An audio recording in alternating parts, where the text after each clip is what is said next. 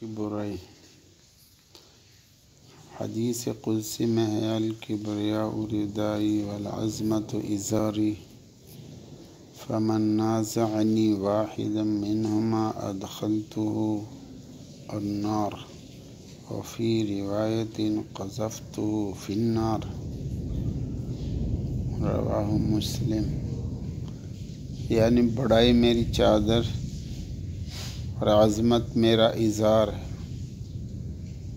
اللہ جل جلالہ منع والو فرماتے ہیں بڑائی میری چادر اور عظمت میرا ازار ہے، پس اگر کوئی شخص ان دونوں میں سے کسی ایک کو مجھ سے چھینے گا میں اس کو جہنم میں داخل کروں گا، اور ایک روایت میں کہ میں اس کو جہنم میں پھینک دوں گا۔ حدیث قدسی وہ کہلاتی ہے جس کو حضور اقدس صلی اللہ علیہ وسلم نے اس طرح بیان فرمایا کہ اللہ تعالیٰ بیان فرماتے ہیں۔ قرآن کریم میں تو وہ نہیں ہے، تو معلوم ہوا وحی جلی نہیں ہے۔ حضور صلی اللہ علیہ وسلم نے اس کی نسبت اللہ تعالیٰ کی طرف کی ہے، وہ حدیث قدسی کہلاتی ہے۔ الکبریاء ردائی، کبریا یعنی بڑائی۔ حق تعالیٰ فرماتے ہیں بڑائی میری چادر ہے۔ کوئی شخص اگر کسی کی چادر چھیننے لگے دنیا میں تو اس کو کیسا سمجھا جائے گا؟ بہت خراب آدمی ہے۔ تو جو شخص بڑائی اپنے لیے ثابت کرنا چاہتا ہے، سمجھتا ہے کہ میں بڑا آدمی ہوں، کسی بھی اعتبار سے سمجھے، دوسروں میں بڑا بن کے رہنا چاہتا ہے، اپنے بڑائی کی دھونس دکھانا چاہتا ہے، تو اللہ تعالیٰ کی چادر کو چھین رہا ہے۔ اور جو اللہ تعالیٰ کی چادر چھینے گا اس کا حال معلوم ہے۔ کوئی اپنا جیسا انسان ہو اس کا مقابلہ کیا جا سکتا ہے، اپنے سے 2 گنا 3 گنا طاقت ہو پھر بھی اس کا کسی چیز سے مقابلہ ہو جاتا ہے، لیکن اللہ تعالیٰ کی طاقت اور قدرت غیر متناہی ہے۔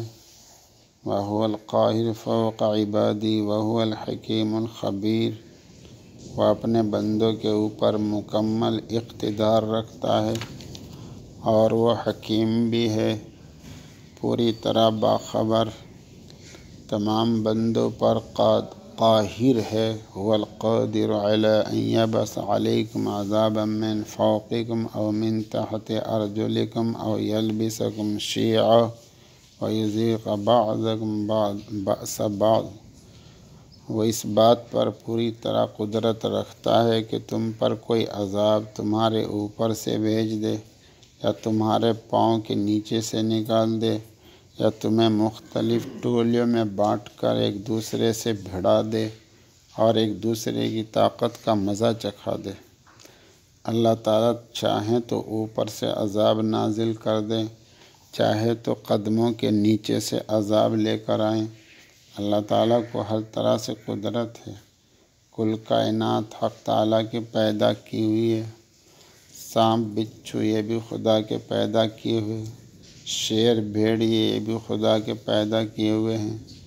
اپنے جس جرم کو اپنے جس مخلوق سے پٹوا دے، اپنے جس مجرم کو اپنے جس مخلوق سے پٹوا دے، جس سے چاہیں سزا دلوا دے، اس کو یہ پورا اختیار ہے اور یہ برابر ہوتا رہتا ہے۔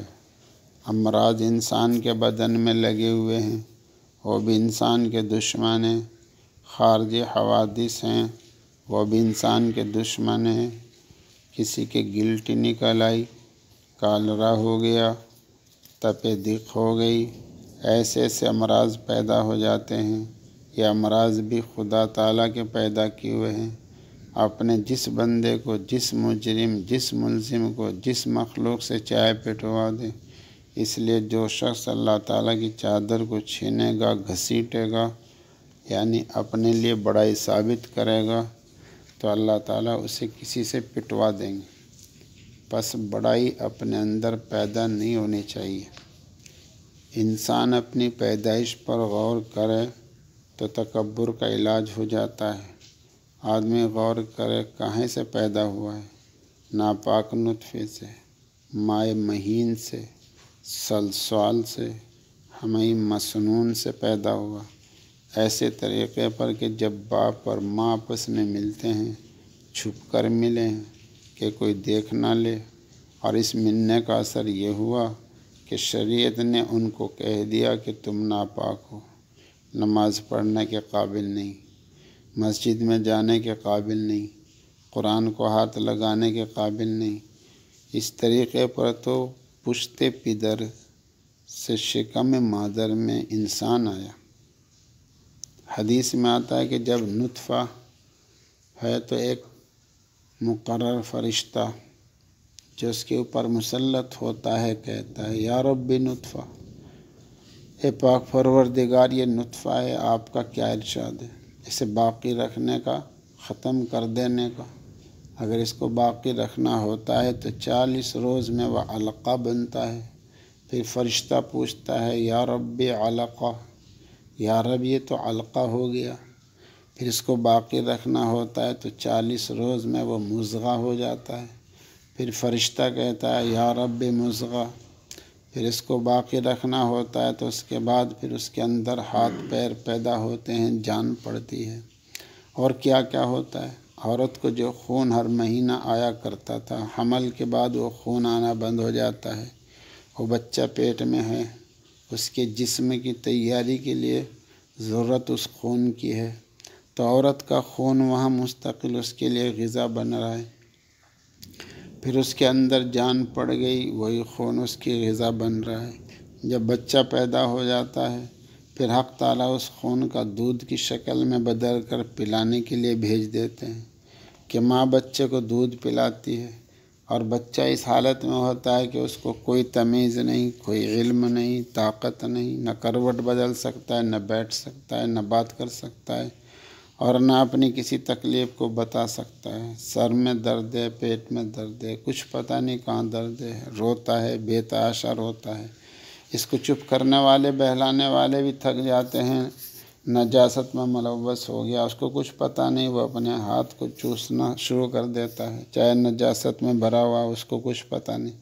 غرض یہ کہ ایسی حالت میں انسان پیدا ہوا، اور رفتہ رفتہ اس کے حالات حواس درست ہوتے رہے، عقل آتی رہی، سمجھ آتی رہی، بولنا سیکھنا، بات بولنے لگا، غذائیں کھانے لگا۔ تو جس کا مبدأ یہ ہے، جس کی ابتدا یہ ہے، وہ کس واسطے تکبر غرور کرتا ہے؟ غور کرنا چاہیے۔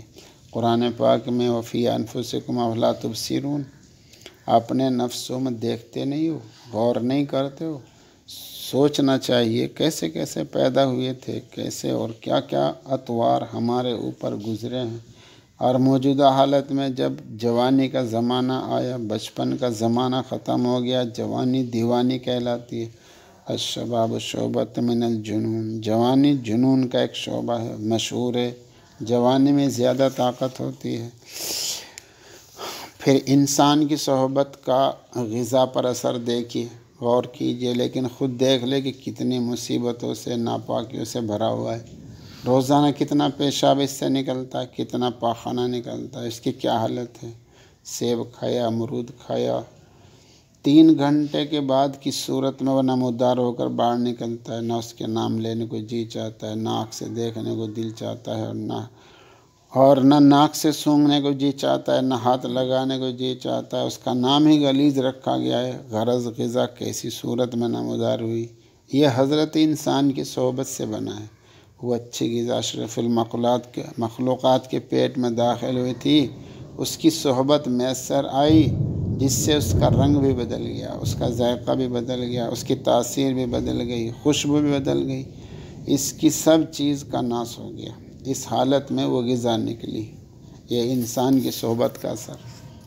کہیں پہ تکبر کرتا ہے انسان کی عاجزی اور کمزوری، اور انسان اتنا ضعیف اور کمزور ہے، سوتا ہے تو کہیں چھت میں سے سانپ گر پڑے کاٹ لے، وہ کیا کر سکتا ہے؟ کوئی چور داخل ہو کر اس کا گلا گھونٹ دے، وہ کیا کر سکتا ہے؟ بچھو کاٹ لے، کیا کر سکتا ہے؟ زلزلہ آئے تو نیچے زمین کے اندر دھس جائے، کیا کر سکتا ہے؟ اس کے قابو میں کوئی چیز نہیں۔ سہارنپور میں ایک صاحب نے اپنا مکان میں نیا کمرہ بنایا، ایک پرانا کمرہ تھا، ایک نیا کمرہ ہو گیا۔ پرانے کمرے میں رات کو لیٹے ہوئے تھے، برسات کا زمانہ تھا، بارش زور کی آ گئی، خیال ہوا کہ پرانا کمرہ ہے کہیں ٹوٹ نہ جائے، گر نہ جائے، نئے کمرے میں چلنا چاہیے۔ تو جناب مرد عورت بچے سب نئے کمرے میں چلے آئے۔ جیسے ہی نئے کمرے میں پہنچے اس کی چھت گر گئی، نئے کمرے کی، سب ختم ہو گئے۔ گئے تھے بچاؤ کے واسطے لیکن ختم ہو گئے۔ اس لیے حق تعالیٰ ہی کی حفاظت، اس لیے حق تعالیٰ ہی حفاظت کرنے والے ہیں۔ انسان اتنے دشمنوں میں گھرا ہوا ہے، اندر بھی اس کے دشمن، باہر بھی اس کے دشمن، نجاست غلاظت میں گھرا ہوا ہے۔ کیا تکبر کرتا ہے، کیا بڑائی کرتا ہے، کس بات پر اینٹھتا ہے؟ اگر اس کو یہ خیال ہے کہ میرے اندر اعلیٰ درجے کی طاقت ہے، میں پہلوان ہوں، ہاں پہلوان میں طاقت تو ضرور ہے، لیکن اگر فالج پڑ جائے تو فالج کا علاج مشکل ہے۔ تو اپنے ہاتھ سے میں مکھی نہیں اڑا سکتا، کوئی حرکت نہیں کر سکتا۔ اگر اس کو روپے کا خیال ہے کہ میرے پاس روپے اس لیے تکبر کر رہا، میرے پاس بہت روپے ہیں، تو ایک دیا سلائی میں سارے روپے ختم ہو جائیں۔ اسی سال کی بات ہے، شعبان کے مہینے میں ہتھورا جانا ہوا ضلع بندہ میں، وہاں معلوم وہاں کھیتی کٹ کر غلہ جمع تھا، اس میں آگ لگ گئی، اور آگ اس طرح لگی تار بجلی کا درمیان سے ٹوٹا، وہ گرا تو اس سے غلے میں آگ لگ گئی، جتنا غلہ تھا سب جل گیا۔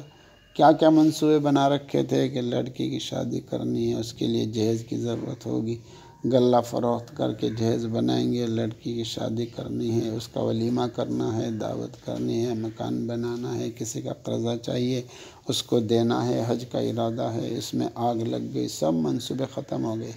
تو حفاظت کرنے والا صرف اللہ ہے، اس کے سوا کوئی نہیں۔ اس لیے جو شخص اتنا محتاج ہو، ایسا گھرا ہوا ہو ضروریات میں، دشمنوں میں، اندر بھی دشمن باہر بھی دشمن، وہ کس بات پر غرور تکبر کرتا ہے؟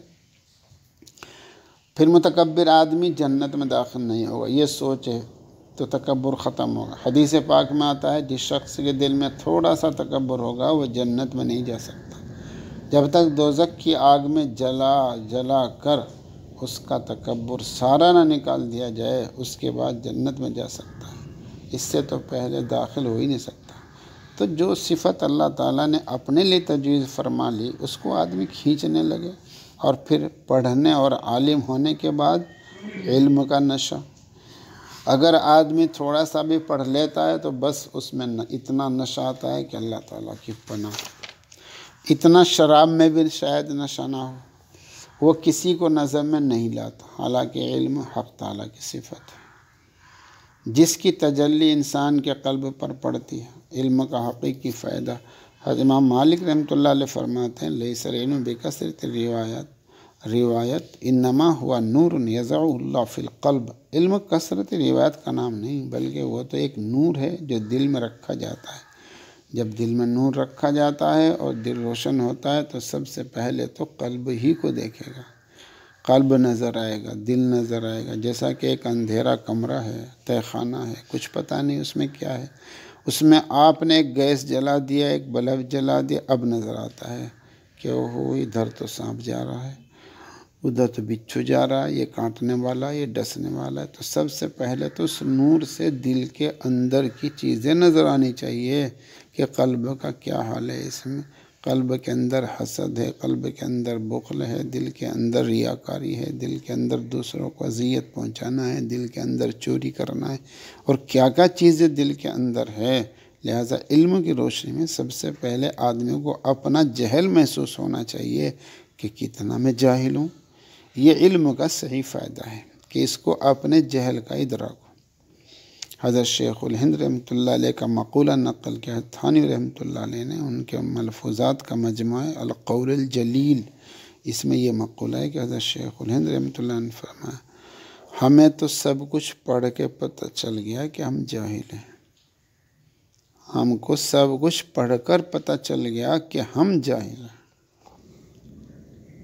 علامہ انور شاہ کشمیری رحمۃ اللہ علیہ کا فارغین کو خطاب، دیوبند میں مولانا انور شاہ رحمۃ اللہ علیہ طلبہ کو فرمایا کرتے تھے جاہلین کہہ کر خطاب فرمایا کرتے تھے، اور جب ان کی بخاری شریف ختم ہو گئی تو اس روز فرمایا آج سے تم لوگ جہالین ہو گئے۔ اور وہ علم ہی کیا ہے جو انسان کے اپنے عیوب نہ بتا سکے۔ سب سے بڑا علم کا اثر یہ ہے کہ آدمی کو اپنے عیوب ذنوب کا پتہ چل جائے، آنکھیں کھل جائے کہ میرے اندر کیا کیا عیب ہے، کیا کیا گندگی ہے جو حق تعالیٰ کی ناخوشنودی کا باعث ہے۔ یہ ہے علم کا فائدہ۔ اور اگر علم کے ذریعے سے دوسروں ہی کے عیوب اور گناہ کو تلاش کرنے لگ جائے آدمی، تو یہ اہل علم کے لیے تباہ کرنے والی چیز ہے، برباد کرنے والی چیز ہے۔ جن لوگوں کو چسکا پڑ جاتا ہے دوسروں پر تنقید و تبصرہ کرنے کا، کہ ہر ایک کے اندر عیب نکالتے رہتے ہیں، تو ساری زندگی ان کی ایسی گزرتی ہے کہ اپنے کسی عیب پر ان کو کبھی توجہ نہیں ہوتی، اس لیے اصلاح نہیں ہوتی ہے، بس دوسروں کے عیوب پر ان کی توجہ رہتی ہے، اس میں کیا عیب ہے۔ حالانکہ علم دیا گیا تھا اپنے عیوب تلاش کرنے کے لیے، اپنے گناہوں کو دیکھنے کے لیے، اپنی اصلاح کرنے کے لیے دیا گیا۔ آدمی کو اپنا عیب معلوم نہ ہو تو کیا علم ہے۔ ایک صاحب کے متعلق میں نے اپنے والد صاحب سے پوچھا کہ فلاں صاحب عالم تھے، وہ بدعتی لوگوں میں تھے، انہوں نے فرمایا کیا علم جو سنت اور بدعت میں فرق نہ کر سکے وہ کوئی علم ہے؟